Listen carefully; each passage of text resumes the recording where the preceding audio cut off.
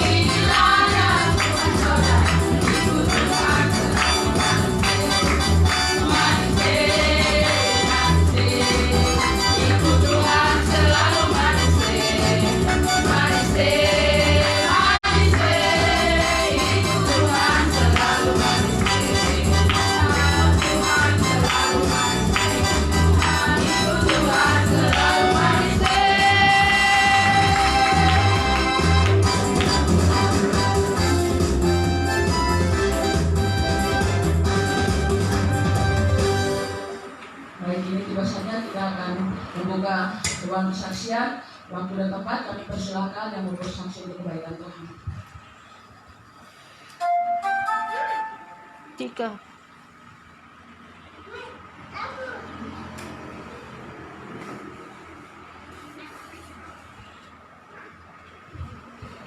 Saya ingin percaya kita semua diberkati Tuhan. Amin. Di bahasanya kita akan mendengarkan firman Tuhan.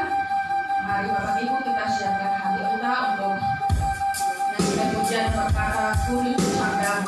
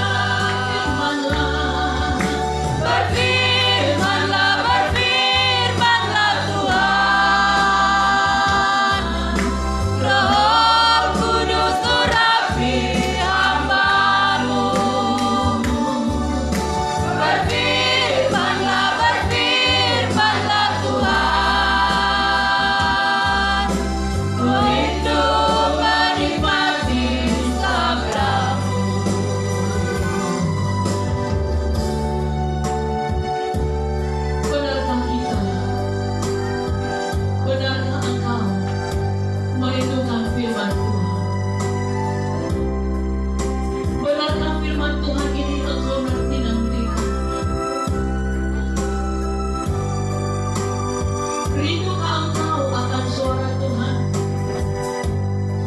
Rindukah engkau mendengar sabda Allah? Lihat keadaan zaman sekarang ini.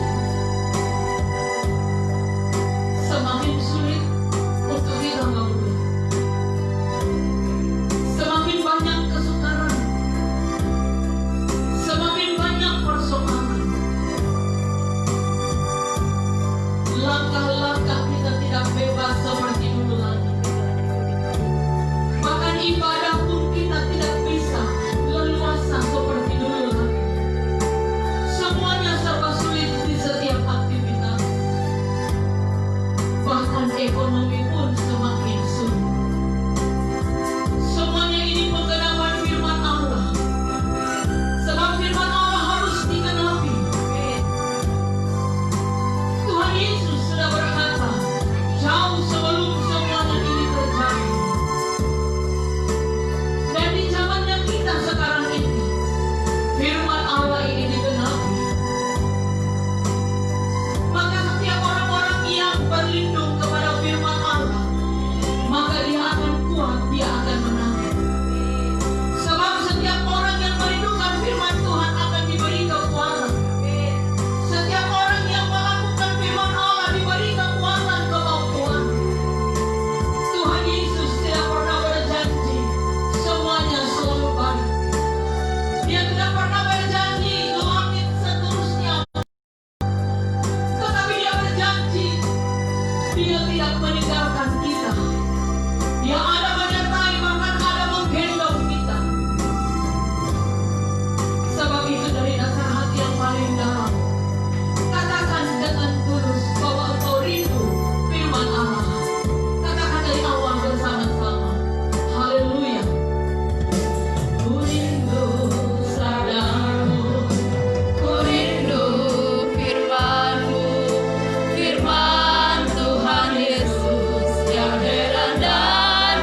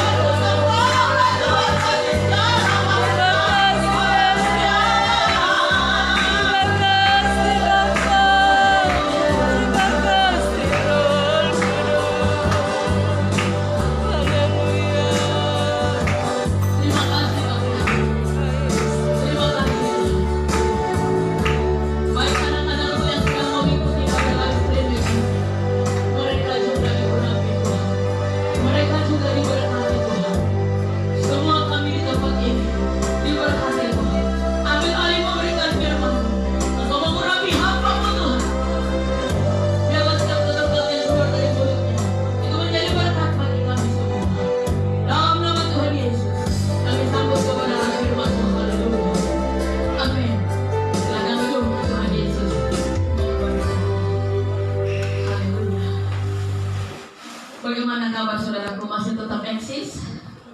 Amin. Masih tetap sukacita? Masih tetap mampu berkata Yesus dahsyat? Yes. Coba 1, 2, 3. Yesus dahsyat. Iblis nggak lari. Yesus dahsyat. Coba bilang Yesus dahsyat dan luar biasa. Yes, yes, yes. 1, 2, 3. Yesus dahsyat dan luar biasa. Yes, yes, yes. Sekali lagi. 1, 2, 3. Yesus luar biasa. Yes, yes, yes. Iya. Jangan loyo. New normal boleh-boleh saja. Nggak menjadi soal. Sebab ada Tuhan Yesus yang memberikan kemampuan bagi Amin. kita untuk menjalani new normal. Amin. Amin. Bayangkan saudaraku, aturan yang nggak pernah ada menjadi ada. Itu semua atas izin Tuhan. Jadi nggak perlu takut. Kalau Tuhan mengizinkan semuanya itu terjadi, Tuhan memberikan kemampuan bagi kita untuk melewatinya. Karena Dia sendiri berkata di dalam 1 Korintus 10 ayat 13. Dia tidak akan memberikan apa yang kita tidak mampu lakukan. Dia tahu kita mampu karena Dia tahu kita bersandar berharap hanya kepada Dia. Amin. Amin. Bayangkan saudara new normal, balita ini nggak boleh ikut ke gereja ini. Lansia, opa, oma nggak boleh ke gereja. Yang jemaatnya tadinya 100 orang harus 50 orang yang ke gereja. Jadi jalan satu-satunya bagaimana? Ya bikinlah 3 kali ibadah atau 4 kali ibadah dalam hari Minggu. Jalan satu-satunya lansia-lansia itu bikinlah khusus tempat ibadahnya. Jangan ditinggalkan di rumah. Atur jarak duduknya juga. Nah, mungkin kita ke depannya pun juga harus melakukan itu, pakai masker semua. Rasanya lucu, pakai masker semua yang ibadah, yang melayani juga pakai masker, kayak pakai topeng kita ini. Semuanya atas izin Tuhan. Bersalaman pun jangan lagi salaman, cukup salamannya begini. Coba, kata Nona berdiri, ini saja ini. Dikit-dikit cuci tangan. Saya bilang sama Lita, ini 1 hari kita berapa kali cuci tangan ya? Tapi mana makanannya kok nggak ada. Dikit-dikit suruh cuci tangan. Nanti sepanjang jalan berapa kali cuci tangan? Makannya kapan?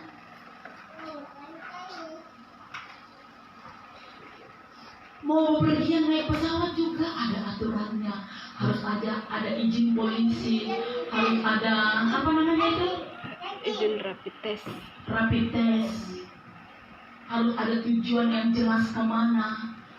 Semua diatur. Kenapa? Ya bagus. Ada rapid test, ada tujuan yang jelas, supaya kalau sudah sampai di tempat tujuan apa yang mau dikerjakan, nggak bisa melangkah ke 02, nggak bisa melangkah ke 03, nggak bisa melangkah ke 00 yang mana. Karena ada tujuan yang jelas. Tentunya mungkin tiket pesawat pasti akan mahal. Karena apa? 50% penumpang yang boleh naik. Karena harus jaga jarak juga di dalam pesawat. Tadinya mungkin penumpang hanya 200 orang, dikurangi menjadi 100 orang. Yang tadinya setiap hari pesawat yang berangkat mungkin 3, 4, 5, tetapi dalam 1 hari hanya 1 kali. Itu menahan langkah kita. Jadi new normal ini gak usah kaget. Kenapa? Bukan hanya Indonesia kok yang melakukannya, semua dunia. Tetapi pertanyaannya, new normal ini milik siapa? Milik antikris atau milik siapa? Itu menjadi pertanyaannya. Tetapi kita nggak mau bahas itu. Yang mau kita bahas adalah seperti apa ketaatan kita di hadapan Tuhan. Seringkali manusia itu bikin Allah cemburu. Betul apa tidak? Seringkali manusia itu bikin Allah cemburu. Berapa peraturan manusia taat dan tunduk, cepat-cepat dilakukan. Tetapi peraturan dari Allah ditunda-tunda, tidak bersegera. Mari kita melihat di dalam Amsal 9. Amsal 9 ayatnya yang ke-10. Kita baca bersama. Amsal 9 ayat 10. Sudah dapat? 1, 2, 3. Permulaan hikmat adalah takut akan Tuhan, dan mengenal Yang Maha Kudus adalah pengertian. Jadi orang yang berhikmat adalah orang yang takut akan Tuhan, atau orang yang takut akan Tuhan memiliki hikmat. Arti kata tidak bodoh, karena hikmat itu datangnya dari Tuhan.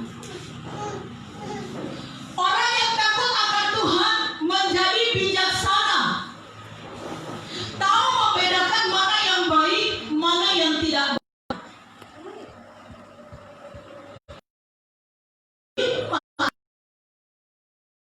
Akan Tuhan.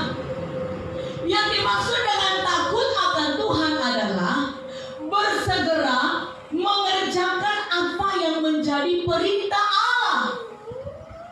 Tidak pakai menunda-nunda. Penyakit manusia ini adalah penyakit menunda. Disuruh enggak langsung dikerjakan. Ntar dulu. Ya, nanti. Itu sudah diajarkan mulai dari nenek moyang sampai kepada keturunan. Jadi kalau anak-anakmu engkau suruh dia menunda, tidak langsung bersegera, jangan marah dia. Karena engkau sebagai orang tua sudah menjadi contoh bagi dia untuk menunda.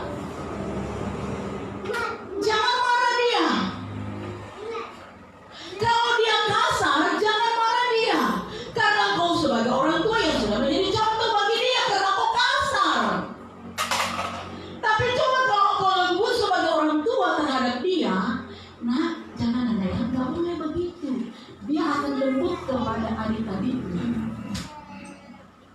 Amin. Jadi sangat tidak adil menurut pikiran dia. Kenapa orang tuaku ini kok marah? Bukankah dia juga kemarin melakukan itu kepada saya? Tetapi ketika saya melakukan itu, dia pukul saya.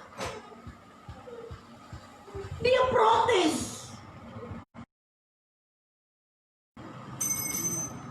Perihal menunda itu sudah dari nenek moyang. Tetapi walaupun demikian, bisa kita putuskan. Amin. Amin. Katakan begini di dalam doamu. Cukup sampai kepada orang tuaku penyakit menunda. Tetapi mulai daripadaku sampai kepada generasi seterusnya keturunanku, tidak akan ada penyakit itu lagi. Sebab aku tidak akan pernah mau menunda. Aku akan bersegera melakukan apa yang harus aku lakukan menurut firman Allah. Amin. Amin. Amin. Saya mau bilang, kita susah sebenarnya adalah penyakit menunda. Itu bikin kita susah. Coba kalau kita nggak mau menunda. Contoh, kita sudah dibangunkan Roh Kudus pagi-pagi jam 3. Hambaku kalian bangun, doa. Jam 3 pagi, dingin, tarik lagi semua. Dibangunkan jam 4. Hambaku bangun jam 4. Masih jam 4 terlalu pagi. Nanti jam 4:30 bisa. Tarik lagi selimut. Diikuti tuh. Hambaku bangun. Dia lihat, aduh, masih terlalu pagi, masih tempo. Nanti sudah jam 5:30. Tidur. Akhirnya kebablasan. Bangunlah jam 6. Padahal sudah harus pergi kerja.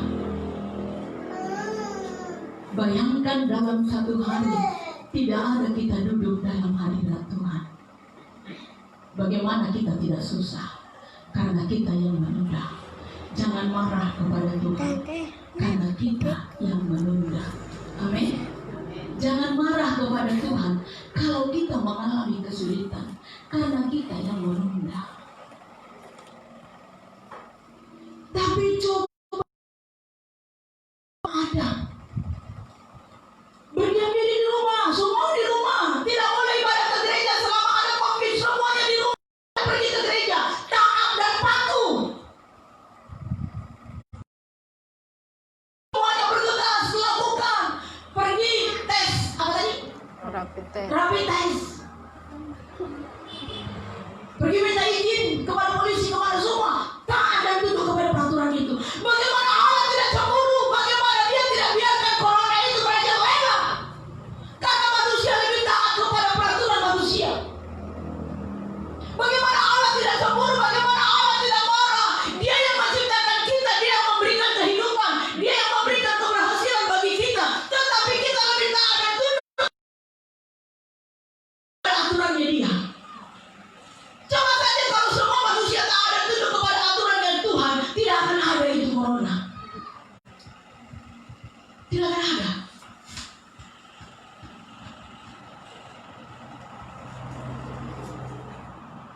Buktinya alam panggilan untuk bertobat itu corona. Lihat di rumah masing-masing bikin mesbah doa enggak? Tidak. Yakin dan percaya? Tidak. Jalani rumah-rumah orang-orang Kristen. Pasti tidak. Jawab dalam hati, gak usah. Iya, di rumah bikin mesbah doa enggak? Jawab dalam hati saja. Masing-masing kita bikin mesbah doa enggak? Berdoa kan di rumah? Berdoa. Di dalam hati saja jawab. Bagaimana Tuhan tidak marah? Sehingga tidak bilang, bagaimana ya Tuhan kapan yang pergi si corona ini? Ya kita yang gak mau berubah. Kita yang menunda. Sampai kedatangan. Loh kok bisa? Iya. Kita yang mempercepat kedatangannya, kita yang memperlambat kedatangannya. Kita perlambat kedatangannya, hati-hati saja. Anak diperhadapkan di hadapan kita. Kita pilih kan tidak? Kita terima enggak chip yang kecil itu untuk dipasang di jidat atau di tangan? Kita yang menentukan. Jangan menunda. Amin. Saya paling jengkel sekali. Saya paling gak suka sekali kalau saya melihat di Facebook itu berkelahilah, yang cemburulah, yang kata-kata kotorlah, yang cacat. Aduh, kenapa dunia tahu kalau kita sedang galau? Kenapa dunia tahu kalau kita sedang marah? Kenapa dunia tahu kalau kita sedang membenci? Itu barang-barang itu gak perlu. Mempercepat kedatangan Tuhan, pakai itu media sosial itu untuk menyampaikan firman Allah. Pakai media sosial itu untuk bersaksi. Jengkel ada grup hamba-hamba Tuhan. Habis loh, grup hamba Tuhan masih bisa posting foto di sana wanita yang seksi-seksi pakaiannya. Kalau kita komen dia bilang apa? Kuasai dong matamu, katanya. Lah, kita ini manusia, gampang jatuh dalam dosa. Bayangkan itu grup hamba Tuhan. Sampai saya bilang, ini grup hamba Tuhan atau grup apa? Kok masih bisa-bisanya posting-posting yang tidak layak untuk diposting di sana? Pakaian wanita terlalu tinggi ke atas, terlalu rendah kalau dari atas ke bawah. Bagaimana grup hamba Tuhan? Bukankah hamba-hamba Tuhan yang diserang oleh iblis untuk berzina? Tapi kok masih bisa dimasukkan foto-foto seperti itu?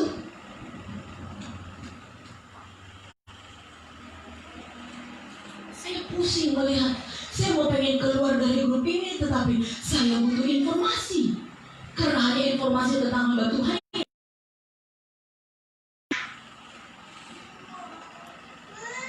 Akhirnya, jadi kita bingung mana yang kita mau pilih. Saya bilang dalam hati saya, begini sudah. Saja begini. Guru kencing berdiri, murid kencing berlari, lebih parah siapa? Lebih parah muridnya. Coba deh kalau bapak dosen nggak jadi contoh, ibu guru nggak jadi contoh, anak muridnya nggak melakukan, marah nggak? Harusnya jadi contoh dulu. Harusnya jadi contoh dulu, betul? Itu posting nggak di sana tentang firman Tuhan yang diberkati lewat postinganmu itu, percaya saja pasti ada. Mari kita mau belajar dari ketaatan Abraham. Saudaraku, saya mau berkata, sifat kerajaan Allah atau teokrasi beda demokrasi. Kalau demokrasi itu berarti suara siapa? Rakyat. Kalau demokrasi suara siapa? Rakyat. Suara rakyat. Kalau teokrasi sifat dari kerajaan Allah. Nah, sebenarnya Allah itu memberikan teokrasi kepada kita. Allah sifat yang taat dan tunduk, dari sifat Abraham yang selalu bersegera melakukan perintah Allah. Tolong satu orang membuka, baca yang kuat Kejadian 17. Buka Kejadian 17. Ketika itu Allah datang kepada Abraham. Semua anak laki-laki yang ada di dalam rumahmu, sunatlah kulit katanya. Kejadian 17 sudah dapat? Ayat 3. Baca satu orang yang kuat. Setelah selesai berfirman kepada Abraham, naiklah meninggalkan Abraham.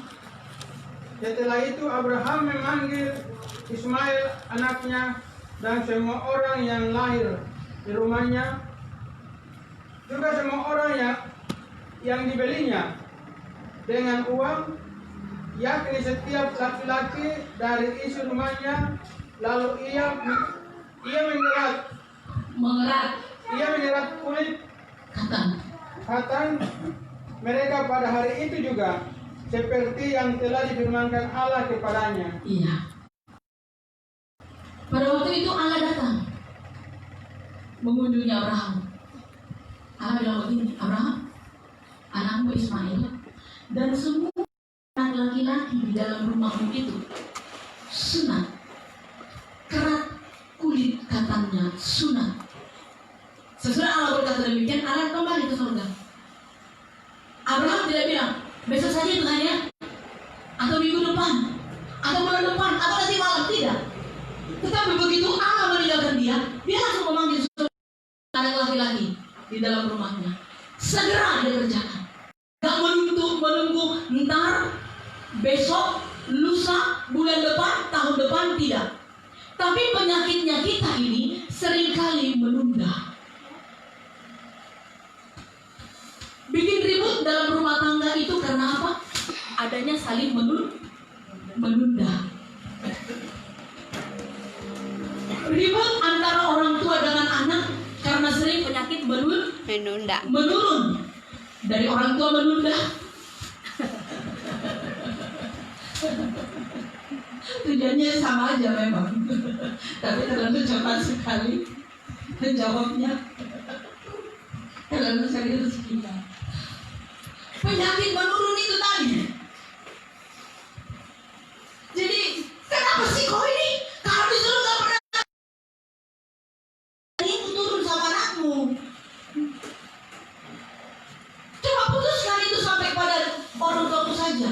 Jangan sampai pada dirimu. Kau ini ya, begitu disuruh gak pernah langsung kerjakan. Yang disalahkan apa? HP,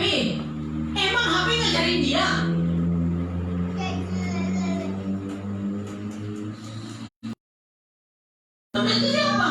Engkau sebagai orang kerjakan menyunat kulit katan.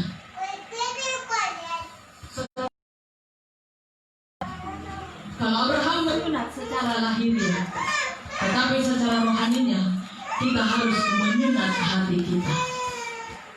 Amin. Amin. Sudah disunat hatimu? Sudah disunat hatimu? Kalau sudah disunat berarti tidak ada lagi penyakit menunda. Betul? Tidak ada lagi menunda untuk bertobat. Baik, saya bertobat. Juga dari dulu sudah dikatakan kok Tuhan Yesus mau datang. Sampai hari ini belum datang-datang juga.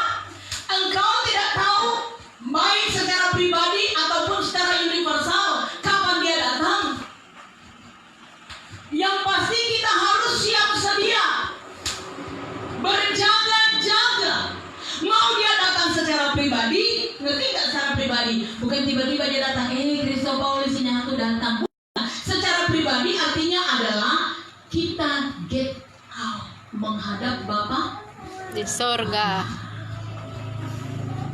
Kalau universal, barulah namanya apa? Apa? Apa? Pengangkatan rapture. Kita nggak Kejadian 18 ayat 6. Lalu Abraham segera pergi ke kemah mendapatkan Sarah serta berkata, segeralah ambil 3 sukat tepung yang terbaik, remaslah itu dan buatlah roti bundar. Bersegera Abraham kepada istrinya, potong domba, bikin makanan roti tak beragi. Karena malaikat itu disuruh Tuhan Allah menjumpai Abraham untuk menepati janji tentang keturunannya Ishak. Yang kedua kalinya Abraham bersegera memberikan yang terbaik untuk hamba Tuhan yang datang itu, untuk malaikat yang datang itu. Saya tidak berkata kepada saudara supaya saudara melakukan yang terbaik kepada saya, tidak. Tetapi sudahkah engkau melakukan yang terbaik kepada Tuhan? Sudahkah engkau melakukan yang terbaik kepada Tuhan? Ketika engkau melakukan yang terbaik kepada hamba Tuhan, sama dengan engkau melakukan yang terbaik kepada Tuhan. Seperti Abraham bersegera. Dia tahu di dalam diri manusia yang datang itu malaikat. Itu sebabnya dia berkata, singgah dulu ke rumahku. Silakan segarkan dirimu, makan dan minumlah dulu. Baru sesudah itu lanjutkanlah perjalananmu. Dia tahu yang datang itu adalah malaikat. Ada Allah di dalam diri orang itu. Di dalam diri hamba Tuhan itu ada Allah, ada Roh Kudus. Ketika engkau menghormati dia, ketika engkau menghargai dia, sama dengan engkau menghormati. Amin. Amin. Amin. Amin. Tetapi ketika engkau menghina dia, ketika engkau menunjuk-nunjuk dia, ketika engkau marah-marah terhadap dia, sama dengan engkau perlakukan itu kepada Allah. Resikonya ada? Pastilah. Enggak sekarang, nanti. Tidak kepadamu, kepada keturunanmu. Masih syukur kalau hanya kau yang akan menerima itu. Tapi kalau sampai keturunanmu, dia yang menuai apa yang tidak dia tabur, itu kasihan. Jadi mari bersegera lakukan yang terbaik. Abraham memberikan yang terbaik kepada hamba Tuhan yang datang itu. Lakukanlah yang terbaik untuk mendukung pekerjaan Tuhan. Abraham tidak pakai hitung-hitungan, tetapi kita seringkali pakai hitung-hitungan untuk mendukung pekerjaan Tuhan. Amin. Seringkali kita hitung-hitungan juga untuk mengembalikan milik Tuhan. Ini kan lagi pandemi, kalau aku beri nanti apa yang menjadi bagiannya Tuhan, aku kekurangan. Ya karena sudah itu doamu, ya terjadilah. Ya terjadilah. mau hanya beras kita masak, dibubur saja, kita tidak akan mati. Percaya? Percaya? Karena ada Tuhan yang akan memberkati bubur itu menjadi banyak gizi di dalamnya, membuat kita sehat. Buktinya ada? Ada. Daniel dan teman-temannya. Mereka tidak mau makan makanan yang sudah disediakan raja. Ada di sana susu, ada di sana keju, ada di sana daging. Dia tidak mau makan yang disuguhkan oleh raja, tetapi dia hanya makan sayur-sayur saja. Dia menolak semuanya itu. Hanya sayur saja yang mereka makan. Tetapi justru Daniel, Sadrak, Mesak, Abednego, mereka yang terkuat, mereka yang terpintar di seluruh istana kerajaan Nebukadnezar pada waktu itu. Tidak ada daging yang dia makan, tidak ada susu, tidak ada ikan, tidak ada roti, hanya sayur dan direbus saja. Tetapi mereka justru lebih pintar, lebih kuat, lebih sehat, karena ada Tuhan Allah yang memberkati sayur itu. Amin. Walaupun itu hanya beras yang engkau bubur, Tuhan akan memberkati itu. Karena engkau takut akan Tuhan, maka engkau akan sehat, kuat, pintar. Ketaatan Abraham yang mana lagi? Ini yang paling besar, yang paling dahsyat. Kita buka di dalam Kejadian 22 ayat 3. Ketika Allah sudah menggenapi janjinya, ketika Ishak sudah ada, apa yang dilakukan oleh Abraham kepada perintah Allah? Kejadian 22 ayat 3. Silakan baca. Keesokan harinya pagi-pagi bangunlah Abraham. Ia memasang pelana keledainya dan memanggil 2 orang bujangnya beserta Ishak anaknya. Ia membelah juga kayu untuk korban bakaran itu. Lalu berangkatlah ia dan pergi ke tempat yang dikatakan Allah kepadanya. Iya. Ini ketika Allah meminta Ishak. Allah bilang begini, Abraham, anak yang paling kau kasih itu, Ishak itu, bawa dia ke Gunung Moria, jadikan dia korban bakaran, sembelih dia, bakar dia menjadi korban bakaran bagiku. Abraham gak menolak. Dia gak bilang besok ya Tuhan, tunggu deh Tuhan, aku pertimbangkan dulu ya dengan istriku, kira-kira istriku setuju atau tidak. Itu sering terjadi? Sering terjadi? Sering terjadi gak? Jujur. Ketika sudah ada gaji, tunggu ya Tuhan, aku diskusi dulu sama istriku. Tunggu Tuhan, aku diskusi dulu sama suamiku. Kira-kira setuju gak dia? Kami kembalikan milikmu. Kami diskusi dulu. Sering terjadi? Jujur, coba jawab. Benar? Pernah? Yang sudah punya suami, punya istri, pernah terjadi itu? Diskusi dulu kami Tuhan. Kalau suami gak setuju, gak dikembalikan. Kalau istri gak setuju, gak dikembalikan. Pernah terjadi? Jawab dalam hati saja. Abraham tidak berkata demikian. Ketika Allah meminta Ishak untuk dijadikan korban bakaran, dia tidak bilang, tunggu ya Bapak, tunggu ya Allah, aku diskusi dulu kepada Sarah istriku. Jangan-jangan nanti dia marah. Dia tidak diskusi. Dan dia tidak berkata, tunggu aku tanya dulu Ishak, orang yang bersangkutan, kira-kira dia setuju nggak? Karena dia orang yang bersangkutan, bukan saya. Dia nggak bilang begitu. Langsung aja dia kerjakan, tanpa dia tanya istrinya, tanpa dia tanya Ishak. Dia taat. Coba bayangkan kalau dia diskusi dulu kepada anaknya, diskusi dulu kepada istrinya, kira-kira apa Ishak itu jadi nggak dia bawa untuk dikorbankan? Pasti tidak. Apa jadinya? Yang akan terjadi bagi Abraham, pasti tidak ada keturunan yang dijanjikan sebanyak bintang di langit dan sebanyak pasir di tepi pantai. Dan ketika kita menunda-nunda perintah Allah, berkat yang sudah dijanjikannya itu seperti bintang di langit, seperti pasir di tepi pantai, yaitu kemurahan, kebajikan, itu yang mengikuti kamu kemana kamu melangkah. Kalau kita menunda untuk melakukan perintah Allah, janji itu tidak ada bagi kita. Tidak ada. Tidak ada. Jangan salahkan Tuhan. Amin. Jangan salahkan Tuhan. Amin. Ketika kita menunda untuk bertobat, satu contoh, ketika kita disuruh minum obat, kita tunda, akhirnya lupa, penyakit sampai kapanpun tidak akan sembuh. Karena berdoa pun engkau tunda juga. Semuanya engkau tunda. Doa ditunda, minum obat ditunda, lakukan firman Allah ditunda, untuk bertobat ditunda, masih tetap tegak tengkuk, masih tetap kepala batu, masih tetap sombong, semuanya masih ada di sana, masih tertunda. Tapi persalahkan Tuhan.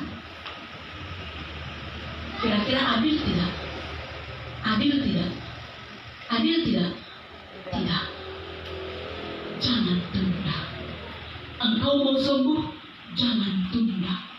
Kalau engkau tunda, bagian mana yang tegar tengkuk itu yang dihajar Tuhan. Bagian mana yang tidak bertobat itu yang dihajar oleh Tuhan. Saya mau bilang, orang yang sering-sering sakit gigi, bolak-balik sakit gigi, bolak-balik sakit gigi, itu mulut yang gak bertobat. Orang yang bolak-balik sakit kepala, dikit-dikit sakit kepala, dikit-dikit sakit kepala, itu karena dia tegar tengkuk keras kepala, Tuhan hajar di kepala. Orang yang mudah sakit hati, orang yang mudah sakit hati, orang yang masih menyimpan kepahitan, orang yang masih menyimpan kebencian, jangan salahkan Tuhan kalau sering sakit dalam, sakit perut, batuk-batuk. Dan akhir nanti TBC. Jangan menunda untuk bertobat. Hari ini putuskan hubunganmu dengan menunda. Amin. Saudaraku mau melakukan itu? Putuskan hubunganmu untuk menunda. Baik menunda untuk bertobat, menunda untuk melakukan firman Allah. Apa saja yang engkau tunda selama ini, putuskan hubunganmu dengan si menunda itu. Karena si menunda itu adalah iblis. Iblis yang namanya menunda sedang menguasai dirimu.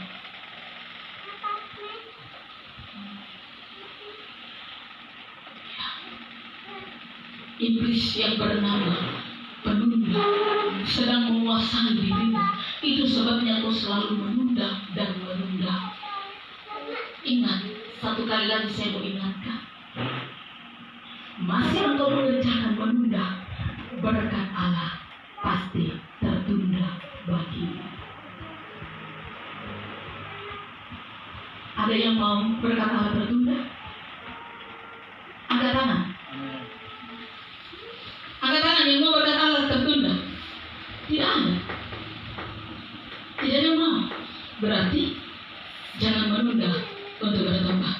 Amin. Amin. Coba pegang dadamu. Coba pegang dadamu, halus-halus dia. Lalu bilang dengan lembut saja, janganlah engkau menunda. Janganlah engkau menunda perintah Allah. Katakan dengan lembut saja, janganlah engkau menunda. Janganlah engkau menunda perintah Allah. Jangan engkau menunda untuk bertobat. Jangan Ayo coba. untuk Pegang dadanya, bertobat. halus. Katakan, jangan engkau menunda untuk bertobat. Jangan engkau menunda untuk melakukan perintah Allah. Segera kerjakan, supaya berkat Allah tidak tertunda. Amin. Amin. Itu sebabnya Abraham disebut bapa orang percaya. Artinya dia menjadi contoh. Engkau sebagai orang tua mau menjadi contoh yang baik bagi anak-anakmu? Mau? Mau. Jangan menunda untuk bertobat. Jangan menunda untuk berubah. Jangan menunda. Jangan katakan masih ada hari esok. Jangan katakan masih ada hari esok. Sebab kita tidak tahu kapan kita dipanggil Bapa. Innalillahi wa innalillahi minna silalahi.